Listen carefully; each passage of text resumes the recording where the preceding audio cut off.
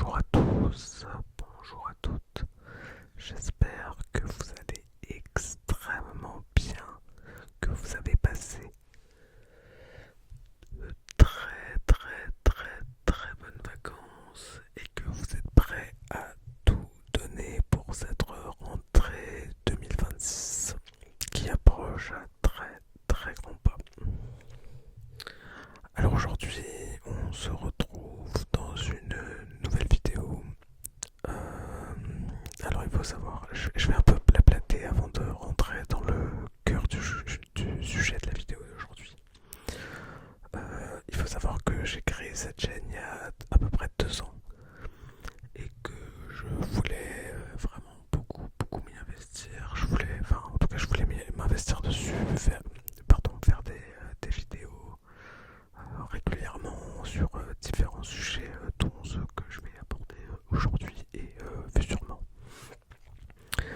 Malheureusement, la vie ne se passe pas toujours comme on peut l'espérer, puisque j'ai eu un gros souci de santé qui m'a complètement immobilisé pendant 2 ans. 2 ans, c'est un peu long.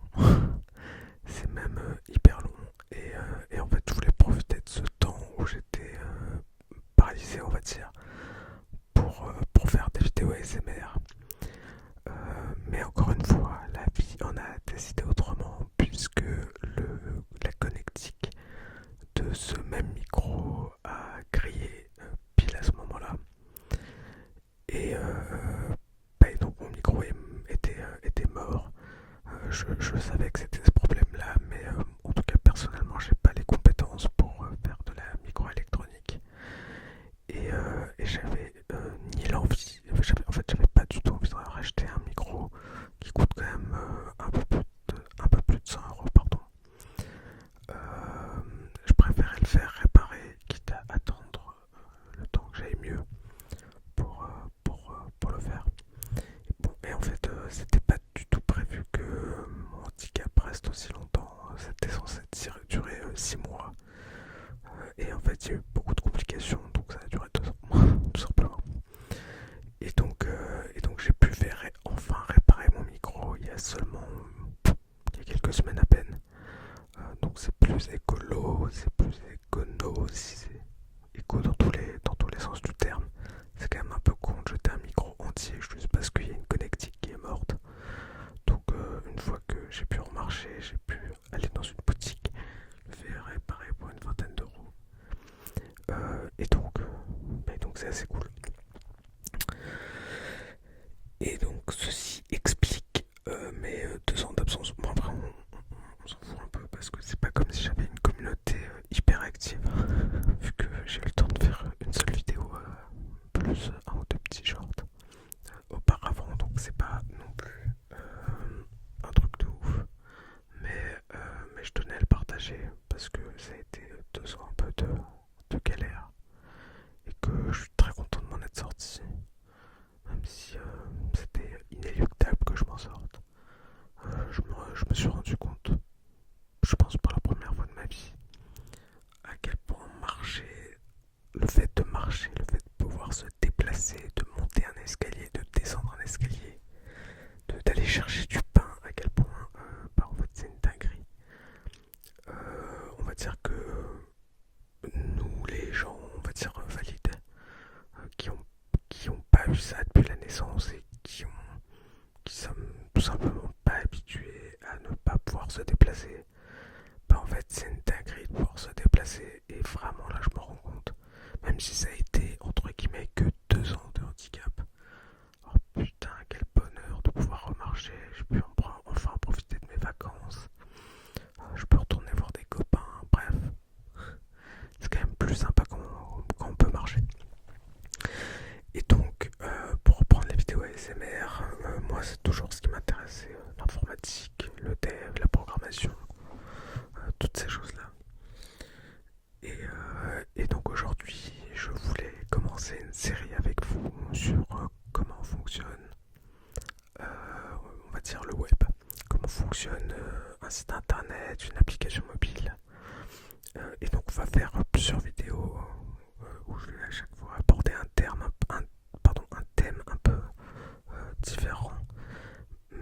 sur cette problématique, enfin sur ce sujet, qui est comment ça se passe en coulisses quand on utilise un navigateur ou une application mobile. Et donc, on va voir plusieurs vidéos. La vidéo d'aujourd'hui, donc c'est concrètement qu'est-ce qui se passe quand je tape une URL dans mon site internet, dans mon navigateur, pardon. Et puis on aura une suite de vidéos. Donc ensuite on a la différence entre un site statique et un site dynamique. Donc vous verrez ce que ça veut dire. Entre le front-end, la différence entre le front-end et le back-end. Je suis désolé si vous entendez des petits bruits de papatier. Mon chien qui est en train de se balader autour. Bref, enfin c'est pas mon chien mais on s'en fout. Donc la différence entre le front et le back-end, ce que c'est qu'une base de données, à quoi ça sert, comment on s'en sert, etc. Les appels API, donc qui est essentiel aujourd'hui. Et enfin, alors là du coup ce sera plutôt une série de vidéos sur le HTML et le CSS en pratique. Donc c'est vraiment la base de chez base pour créer son site internet et comprendre comment générer une page HTML. Mais bon, ça on pourra en parler plus tard, il y a des frameworks front et tout, c'est trop cool. Et donc aujourd'hui la vidéo c'est le voyage d'une URL. Qu'est-ce qui se passe concrètement? Qu'est-ce qui se passe quand vous tapez une URL dans votre navigateur par exemple? On va prendre Instagram. Qu'est-ce qui se passe si je tape instagram.com? Alors avant de passer à la suite, je vous propose qu'on fasse un petit peu de vocabulaire pour qu'on sache un petit peu plus de quoi on parle. Alors la première chose qu'on va voir c'est URL, donc Uniform Resource Locator. C'est tout simplement ce qui permet de savoir sur quelle page on se trouve et sur quel site internet. Par exemple, si vous êtes sur votre compte Instagram, sur votre profil de votre compte Insta, sur un navigateur classique, il y aura écrit dans l'URL https://instagram.com/ le nom de votre profil. Donc ça permet de localiser où on est exactement. Ensuite, on a l'adresse IP. Donc, on va pas rentrer dans les détails techniques pour cette vidéo, mais peut-être que je pourrais faire une vidéo qui pousse un peu plus ce que c'est qu'une adresse IP, comment fonctionne un réseau, les LAN, les WAN, etc. Ça pourrait être trop sympa à voir. C'est trop intéressant en plus. Donc si vous voulez, on peut faire ça. Vous me direz si ça vous intéresse dans les commentaires ou pas. Donc, une adresse IP pour Internet Protocol sert à identifier une machine connectée à Internet. Donc chaque machine connectée à Internet, peu importe ce que c'est, aura toujours forcément une adresse IP. Donc c'est un peu c'est ce qui sert à identifier une machine sur Internet. Voilà. Ensuite on a le DNS pour Domain Name System.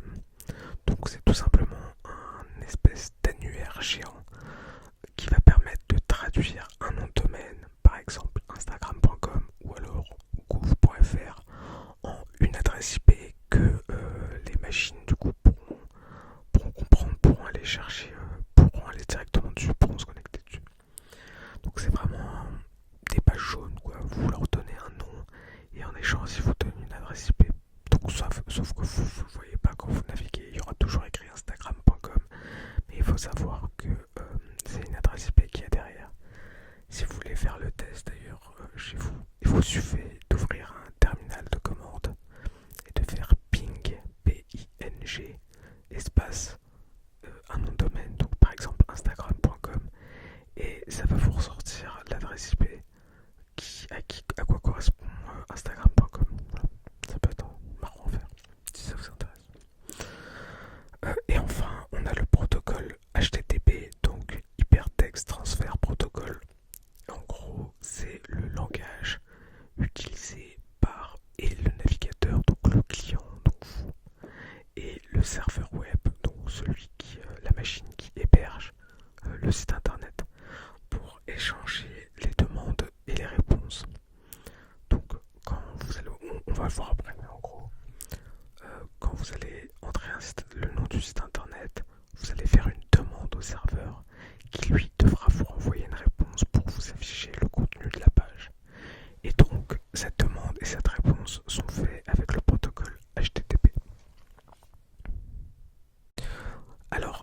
passer à la suite, je fais une petite pause et j'ai rajouté une slide qui me semblait assez importante et que j'avais complètement zappé. Alors il y a deux choses. La première, c'est la différence entre le protocole Hypertext Transfer Protocol et Hypertext Transfer Protocol Secure, donc HTTP vs HTTPS. Et la deuxième, c'est comment est construite une URL. Alors il faut savoir donc déjà la différence entre HTTP et HTTPS, c'est simplement que par défaut, donc en HTTP, que ce soit les demandes envoyées par le navigateur et les réponses du serveur, les données elles sont pas chiffrées, donc elles sont visibles en dur dans le réseau. Et le S, donc pour Secure, permet simplement de chiffrer ces données. Donc autant ce que vous envoyez que ce que vous recevez comme réponse, tout est chiffré. Donc a priori, il ne devrait pas y avoir une personne qui puisse, ce qu'on appelle l'homme du milieu, the man in the middle, écouter vos requêtes et savoir exactement et savoir ce qui s'y passe, puisque toutes les requêtes et les réponses sont chiffrées. Donc a priori, personne n'est capable de savoir exactement ce que vous faites. Donc c'est quand même un point important que j'ai oublié d'évoquer. J'espère que ça vous met pas trop de bazar dans la tête, mais je pense que c'est important de le savoir. Et la deuxième chose importante, c'est la construction d'une URL. Donc il faut savoir que chaque URL se construit selon une même structure, donc même s'il y a quelques petites différences, ça se construit toujours de la même manière. Donc au tout premier, on a le protocole, donc HTTP ou HTTPS . Ensuite, vous avez la possibilité d'avoir un sous-domaine. Donc un sous-domaine, c'est comme une autre partie d'un site, on peut s'en servir pour plein de choses. Par exemple, je vais vous donner l'exemple le plus connu en France, c'est les sous-domaines de gouv.fr. Donc le domaine principal c'est gouv.fr et ils ont rajouté des sous-domaines qui ramènent à des sections, à des choses différentes. Par exemple, impôt.gouv.fr. Impôt est un sous-domaine. Ou alors je suis pas sûr de l'existence de sous-domaine, mais j'en ai pas en tête là. Monnaie.gouv.fr. Toujours, encore une fois, je ne suis pas sûr que ce sous-domaine existe, mais pourrait par exemple rapporter à l'économie du pays, par exemple. Je dis n'importe quoi, mais c'est juste pour vous donner un exemple de ce que c'est qu'un sous-domaine. Donc le sous-domaine n'est pas une obligation et n'est pas présente sur toutes les URL. Instagram.com n'a pas de sous-domaine. Le domaine est juste instagram.com. Donc, on a toujours le protocole, le domaine et enfin le chemin à la page. Donc, l'endroit exact où nous nous trouvons sur le site. Si je reprends l'exemple de... Non, on va changer, on va rester sur notre super site de chaussures. Donc, si vous êtes sur la page des chaussures pour femmes, le site ce sera super-chaussures.com/produit/chaussures-femmes. Donc on aura le protocole, le domaine, donc le nom de domaine, et le chemin. Voilà. Donc j'espère que vous avez compris, j'espère que c'était assez clair. Puis de toute façon, si vous avez des questions, n'hésitez pas, mais j'espère que je vous ai pas trop embrouillé l'esprit. Et donc maintenant qu'on sait tout ça, on va pouvoir commencer. Et donc pour commencer ce voyage d'URL, on commence par la première étape. Donc on va prendre comme exemple, on va rester sur instagram.com. Donc la première étape c'est de taper l'URL d'Instagram.com.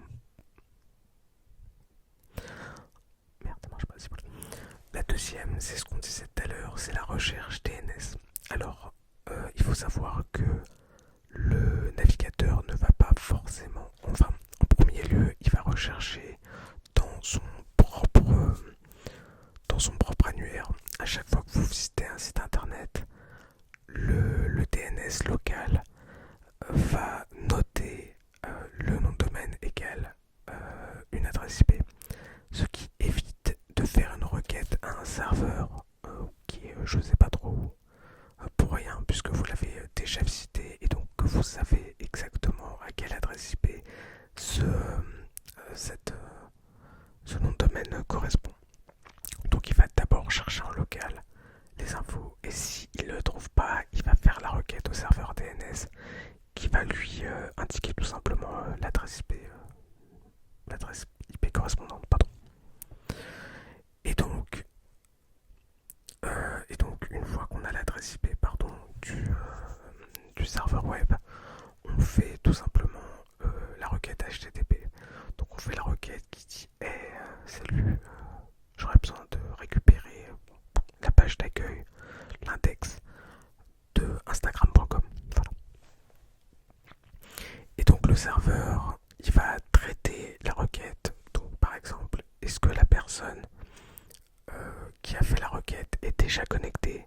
Parce qu'en fonction de si la personne est connectée ou si elle n'est pas connectée, les informations qui vont être envoyées, la réponse du serveur ne sera forcément pas la même. Donc il va traiter l'information et il va la renvoyer. Donc il la renvoie sous un format de fichier qui est HTML pour, on va dire, le contenu, le CSS pour le visuel tout simplement, et le JavaScript pour les différentes animations. Et en fait, ce sont ces trois langages-là que le navigateur est capable de lire et qui permet de transformer du code en réelle page.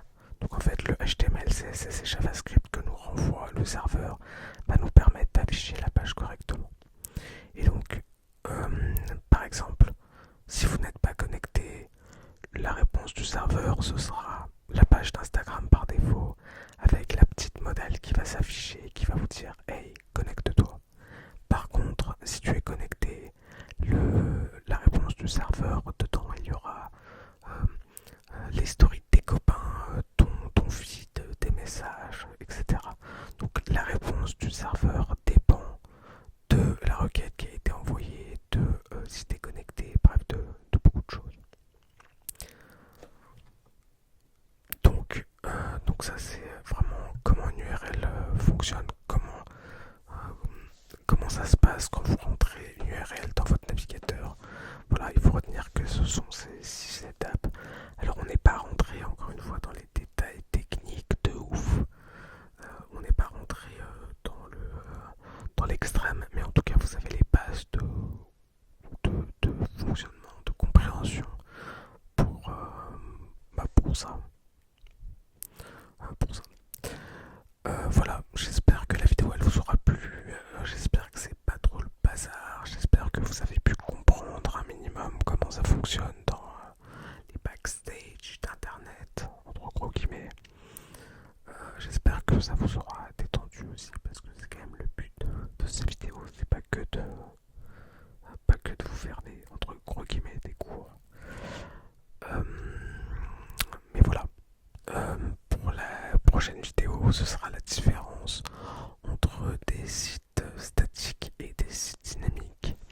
Alors peut-être que je combinerai, on va dire, l'épisode 2 et l'épisode 3 parce que j'ai peur que ça fasse des vidéos qui soient beaucoup trop courtes. Parce que bon, la différence entre statique et dynamique, elle est assez simple en réalité.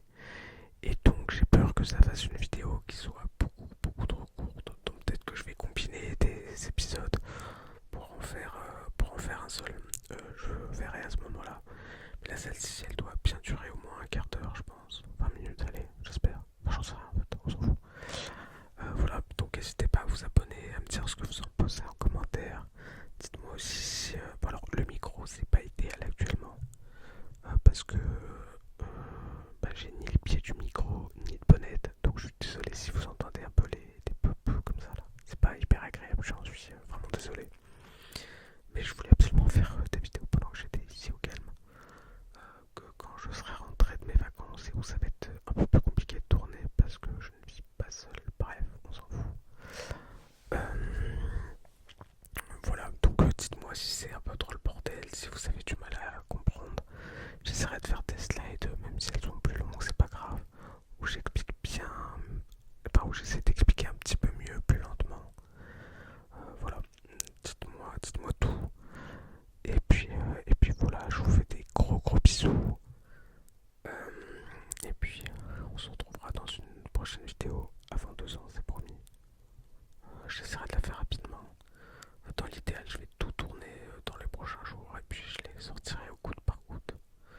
du coup